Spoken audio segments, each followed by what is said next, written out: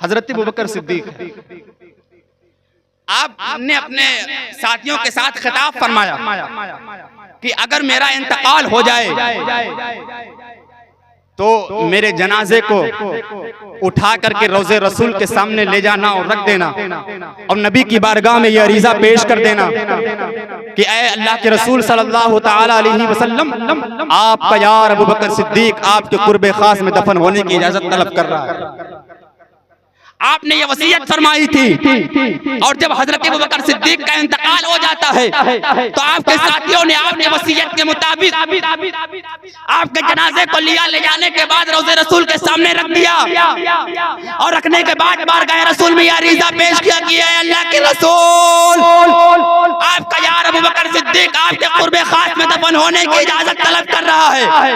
ऐ मेरे कौम के मुसलमानों, बड़ी जिम्मेदारी के साथ मैं अर्ज कर रहा हूँ कि इतना कहना था कि रोज़े रसूल का दरवाजा खुद ब खुद खुल जाता है और कब्र अनवर से आवाज आती है, उदखुलुल हबीबा इलल हबीबी फइन्नल हबीबा इलल हबीबी मुश्ताक, यानी दोस्त दोस्त से मिलने के लिए बेकरार है, यानी दोस्त को दोस्त से मिला दिया जाए। अल्लाहु अकबर, ये नबी से मोहब्बत करने का सिला है, ये नबी से मोहब्बत करने का नतीजा है। आज लोग मोहब्बत करते हैं, किससे मोहब्बत करते हैं? आज के डेट में अक्सर मेरी तकरीर नौजवानों पर हुआ करती है, क्योंकि आज अगर हमारे मुआशरे में, आज अगर हमारे समाज में अगर ज्यादा बुराइयां फैल रही हैं तो इन नौजवानों की वजह से फैल रही हैं। अगर इनसे पूछ लिया जाए कि नबी के पहले खलीफा का नाम क्या, नहीं बता सकते, नबी के दूसरे खलीफा का नाम क्या, नहीं बता सकते, नबी के तीसरे खलीफा का नाम क्या, नहीं बता सकते, नबी के चौथे खलीफा का नाम क्या, नहीं बता सकते। लेकिन ये तो बहुत दूर की बात है, अगर किसी से कलमा शरीफ के बारे में कह दिया जाए तो इसके बारे में नहीं पता है, और इतना इसके बारे में नहीं पता है, और हर वक्त कहेंगे नबी का दामन नहीं छोड़ेंगे, गौस का दामन नहीं छोड़ेंगे, ख्वाजा का दामन नहीं छोड़ेंगे। ऐ मेरे कौम के मुसलमानों, आज के मेरे कौम के नौजवानों के ये हालात हो चुके हैं। आज उन्होंने न नबी से मोहब्बत की, न जो है शरीयत से मोहब्बत की, न नमाजों से दिल लगाया, न अपने माँ बाप से मोहब्बत की। आज के मेरे कौम के नौजवान जो है गैर मरहम लड़कियों की मोहब्बत में शिकार हो जाते हैं। बोलो ये बात सच है कि नहीं सच है? सच है कि नहीं सच है? लड़की की ना जात का पता, ना हसब का पता, ना नसब का पता, लेकिन क्या हो गया? मोहब्बत हो गया है। शादी करेंगे तो उसी से करेंगे, शादी नहीं करोगे फांसी पे लटक जाएंगे, जहर खा लेंगे। माँ बाप का घर में रो रो कर बुरा हाल है, लेकिन नहीं, शादी करेंगे तो उसी से करेंगे। पता नहीं वो अपनी है या नहीं है, वो शरीयत की मानने वाली है या नहीं है, अरे वो सुन्नी सही अकीदा सुन्नी सही अकीदा है कि नहीं है, लेकिन नहीं, शादी करना है। अगर किसी साहब ने कह दिया अरे नहीं वो तो वहाबी है, अरे नहीं जी मौलाना तो कहते हैं कि हम शादी कर ले, निकाह पढ़ के अपने घर लाएं तो वो सुन्नी हो जाएगी। ऐ मेरे कौम के मुसलमानों, मैं आपको बता देना चाहता हूँ, एक हदीस पाक है, मेरे आका इरशाद फरमाते हैं, हुब्बुद दुनिया रअस कुल्ली खतिया, दुनिया की हर मोहब्बत बुराई की जड़ है, दुनिया की हर मोहब्बत बुराई की जड़ है।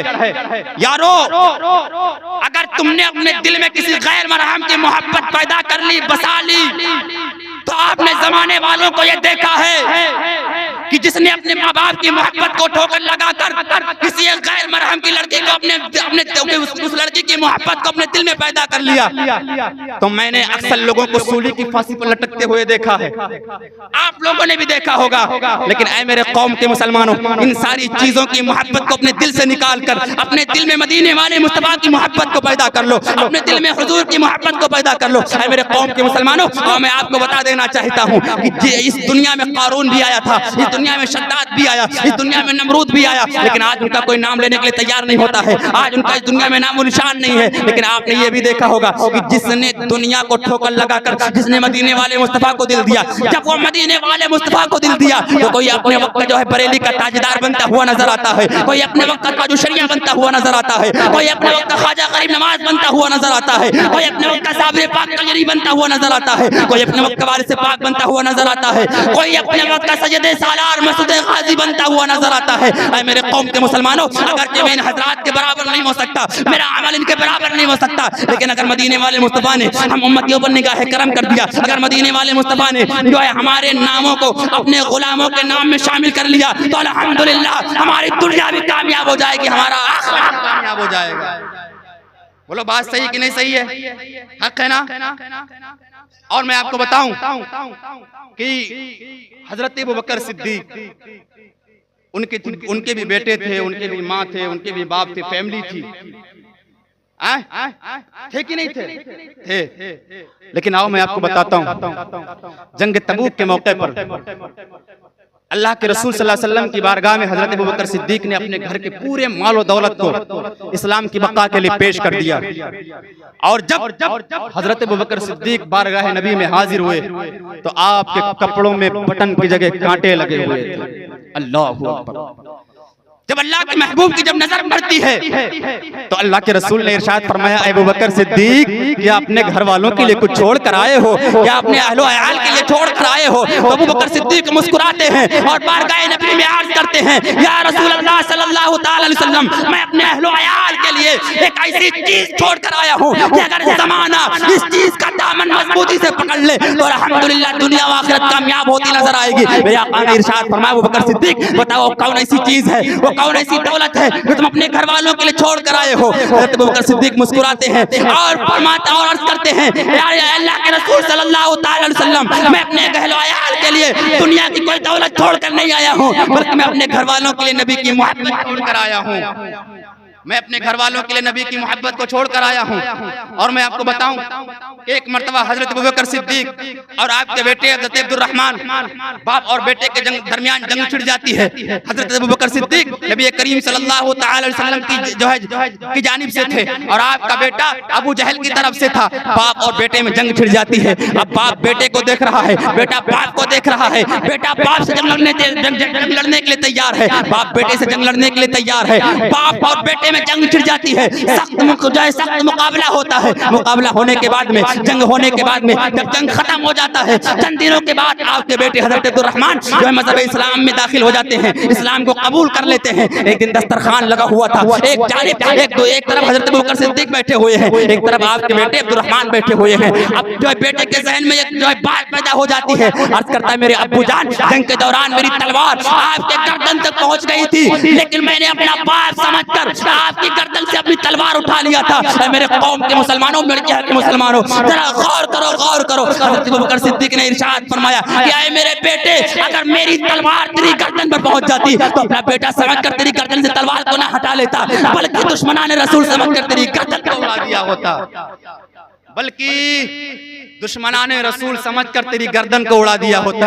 यार ये है इश्क, इसको कहते हैं मोहब्बत। ऐ मेरे कौम के मुसलमानों, यार ये दुनिया चंद दिन की है, एक वक्त आएगा कि दुनिया खत्म हो जाएगी, ये दुनिया फना हो जाएगी। अगर बाकी रहने वाली जात है तो अल्लाह उसके रसूल की जात है। तो हम और आप उस चीज से दिल न लगाएं जो आज कल खत्म हो जाए, बल्कि हम और आपको उस चीज से दिल लगाना चाहिए जो आज है और सुबह क़यामत तक बाकी रहे। हम और आपको उस चीज से दिल लगाना चाहिए। पता चला अल्लाह उसके रसूल की जात सुबह क़यामत तक बाकी रहेगी। हम ऐसी चीजों से दिल लगाकर क्या करें, क्या फायदा जो आज कल खत्म हो जाए। ऐ मेरे कौम के मुसलमानों, मैं आपको बताऊं कि अभी शुरू इस्लाम में चंद लोग मुसलमान हुए थे। हजरत अबू बकर सिद्दीक काबे के पास खड़े होकर के तबलीग कर रहे थे, तकरीर फरमा रहे थे। इतने में एक मलऊन ने आकर के हजरत अबू बकर सिद्दीक पर वार करता है और आप के जिस्म से खून बहने लगते हैं, आप बेहोश हो जाते हैं। जब ये खबर हजरत अबू बकर सिद्दीक की वालिदा ने सुना, आप घबरा जाती, परेशान हो जाती, दौड़ करके हजरत अबू बकर सिद्दीक के पास पहुंचती हैं और फरमाती है, मेरे बेटे अबू बकर सिद्दीक, ये बता कि तू खैरियत से है। इतना कहना था कि अबू बकर सिद्दीक की आंख खुल जाती है। अम्मी ने कहा, है मेरे बेटे अबू बकर सिद्दीक, ये बता चोट तो नहीं लगी है? तो अबू बकर सिद्दीक ने कहा, अम्मी जान, अबू बकर की खैरियत बाद में पूछ लेना। ऐ मेरी अम्मी जान, बताओ कि मदीने के जाने का इनाम कैसे है? अबू बकर सिद्दीक को अपनी जान की परवाह नहीं है, अबू बकर सिद्दीक को अपने माल की परवाह नहीं है, अबू बकर सिद्दीक को अपने खानदान की परवाह नहीं है। अगर किसी चीज की फिक्र है तो मदीने वाले मुस्तफा की मोहब्बत की फिक्र है। बोलो बात सही कि नहीं सही है? हकीकत है ना? ऐ मेरे कौम के मुसलमानों, मोहब्बत की बात आई है तो एक बात मैं और अर्ज कर देना चाहता हूँ कि जब भी इश्को मोहब्बत की बात आएगी, जब भी इश्को मोहब्बत की किताब पढ़ी जाएगी, हाफिज असगर साहब आपसे तवज्जो चाहूंगा, जब भी इसको मोहब्बत की किताब पढ़ी जाएगी तो सबसे पहले हजरत बिलाल हबशी का नाम लिया जाएगा। बोलो बात सही कि नहीं सही है? इसलिए कि मोहब्बत के मैदान में जितनी अज़ियतें हजरत बिलाल ने बर्दाश्त की है, आज शायद जरा सा परेशानी अगर हम पे आ जाए हम बर्दाश्त नहीं कर सकते हैं, लेकिन वाह बिलाल की मोहब्बत, बिलाल की मोहब्बत। तो मोहब्बत के मैदान में बिलाल ने जितनी अज़ियतें उठाई है, जितनी तकलीफें बर्दाश्त की है, आज हम और आप नहीं कर सकते हैं। अरे उन जालिमों ने हजरत बिलाल हबशी के सीने मुबारक पर एक पहाड़ का ऐसा चट्टान रख दिया जिसकी वजह से आपकी ज़बान मुबारक बाहर आ जाती है। उन जालिमों ने आपके पीठ को नंगी करके गरम रेत पर जो है लिटा करके घसीटा और उन मलऊनों ने कहा है बिलाल तू अपने दिल से नबी की मोहब्बत को निकाल दे, नबी का कलमा पढ़ना बंद कर दे, हम तुझको परेशान नहीं करेंगे, हम तुझ पर अज़ियतें नहीं डालेंगे। बिलाल ने कहा है जालिमों, अगर बिलाल के जिस्म को बोटी बोटी भी कर डालो, अगर बिलाल पर जितनी अज़ियतें करनी है कर लो, बिलाल को जितना परेशान करना है कर लो, लेकिन बिलाल से कभी ये नहीं हो सकता है कि अपने दिल से नबी की मोहब्बत को निकाल दे, अपनी ज़बान से नबी का कलमा पढ़ना बंद कर दे। ऐ मेरे कौम के मुसलमानों, जब बिलाल से जब उन लोगों ने कहा ना कि अपने दिल से नबी की मोहब्बत को निकाल दे, हम तुझे छोड़ देंगे, परेशान नहीं करेंगे, आजाद कर देंगे, तो हजरत बिलाल हबशी ने उन जालिमों की आंखें में आंखें डाल कर कह रहे थे अरे मैं मुस्तफा के जामे मोहब्बत का मस्त हूँ, ये वो नशा नहीं जिसे तरशीब उतार दे, अरे जान मांगो तो जान देंगे, माल मांगो तो माल देंगे, लेकिन हमसे कभी ये ना हो सकेगा नबी का जाहो जलाल, लेकिन हमसे कभी ना हो सकेगा कि नबी का जाहो जलाल देंगे, लेकिन हमसे कभी ना हो सकेगा नबी का जाहो जलाल देंगे। ऐ मेरे कौम के मुसलमानों, मुझे हाफिज आसिफ साहब ने कहा था 1 घंटा बोलना है, तो ये नबी करीम सल्लल्लाहु तआला अलैहि वसल्लम से मोहब्बत करने का नतीजा है। अल्लाह तबारक व तआला जल्ल मजदहुल करीम कलाम बलागत में इरशाद फरमाता है कुल इन कुंतुम तुहिब्बूनल्लाह फत्तबिऊनी युहिब्बुकुमुल्लाह, ऐ मेरे महबूब लोगों से कह दो कि अगर तुम अल्लाह को अपना दोस्त बनाना चाहते हो, अगर तुम अल्लाह से करीब होना चाहते हो तो मुझसे मोहब्बत करो, अल्लाह तुमको दोस्त रखेगा। आज तो मैं ये सोच कर आया था कि शादी के मौके पर इस महफिल का इनकाद किया गया है, शादी के हवाले से ही गुफ्तगू करने की कोशिश करूंगा, लेकिन उससे पहले आपको देखने के बाद मुझे एहसास होता है कि मदीने वाले मुस्तफ़ा की मोहब्बत की जाम पिलाने की जरूरत है ना? तो आप बोलते रहिएगा। मोहतरम हज़रात, जिस इंसान के कल्ब में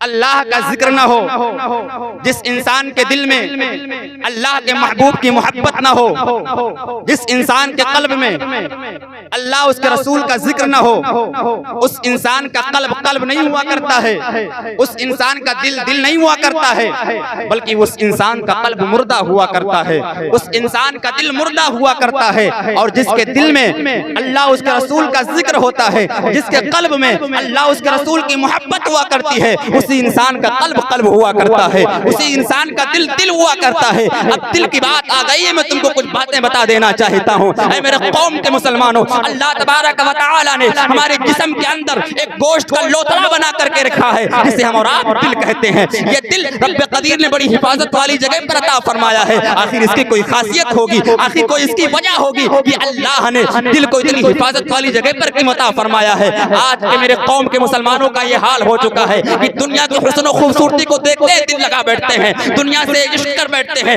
दुनिया का शायदा हो जाते हैं, दुनिया के जो है हुस्न और खूबसूरती को देखकर दिल दे बैठते बैठते हैं। लेकिन आए मेरे कौम के मुसलमानों, मैं तुमको बताना चाहता हूँ, मेरे कहने का मतलब ये नहीं है कि अपने माँ बाप से मोहब्बत ना करो, अपने इज़्ज़ा व क़रबा से मोहब्बत ना करो, लेकिन आए मेरे कौम के मुसलमानों, इन सारी चीजों की मोहब्बत और उल्फत को अपने दिल में बसाने से पहले अपने दिल में उस नबी हाशमी की मोहब्बत को पैदा फरमा लो, जिसके सदक़े में अल्लाह ने पूरी कायनात को पैदा फरमाया है, जिसके सदक़े में अल्लाह ने पूरी कायनात को पैदा फरमाया है। और मैं आपको एक बात बता दूं, ये शादी की महफिल है,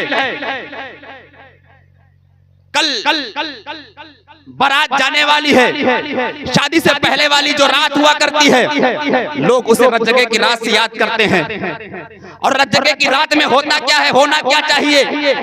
आज की हमारे माँ बहनों के ये हाल हो चुके हैं कि ढोलक बजा बजा कर पूरी रात अपने वक्त को तबाह बर्बाद कर देती हैं।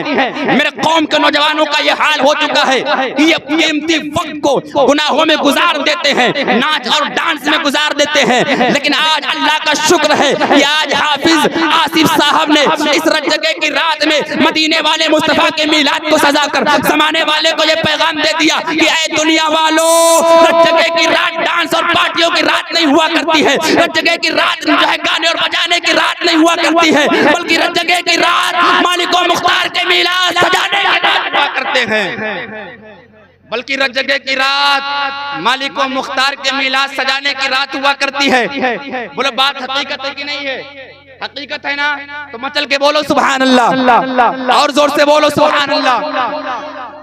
ऐ मेरे कौम के मुसलमानों, आप दुनिया का नजारा करो, गली कूचों का नजारा करो, तो पता चलेगा कि आज बाप और बेटे की में जो ये मोहब्बत का रिश्ता कायम है, आज अगर बेटी और माँ की जो है मोहब्बत का रिश्ता कायम है, भाई भाई से मोहब्बत का रिश्ता कायम है, तो इसमें किसी और की मोहब्बत का कमाल नहीं है, बल्कि मालिक और मुख्तार की मोहब्बत का कमाल है, बल्कि मालिक और मुख्तार की मोहब्बत का सदका है। ऐ मेरे कौम के मुसलमानों, एक बाप अपने बेटे के आयशो आराइश के खातिर दुकानों मकान फैक्ट्री वगैरह बनाकर तामीर करता नजर आता है, मगर परवरदिगार आलम औलाद से पाक है, मगर उसका महबूब सल्लल्लाहु अलैहि वसल्लम है, जिनकी खातिर अंबिया व रसूल को, फरिश्तों जो है इंसानों को, जमीनों आसमानों को फर्श से लेकर अर्श तक जो है पैदा फरमाया। फिर रब्बे कदीर ने हजरत आदम अलैहिस्सलाम से इरशाद फरमाया, आदम लौला मुहम्मदुम मा खलक़तुक, आय आदम अगर मैं अपने महबूब को पैदा ना करता तो आय आदम मैं तुमको भी पैदा ना करता, आय आदम अगर मैंने तुमको पैदा किया है तो अपने इसी आखिरी पैगंबर के सदक़े में पैदा किया है। जब बरेली के इमाम की नजर पड़ती है तो मेरे इमाम ने पुकार कर कहा,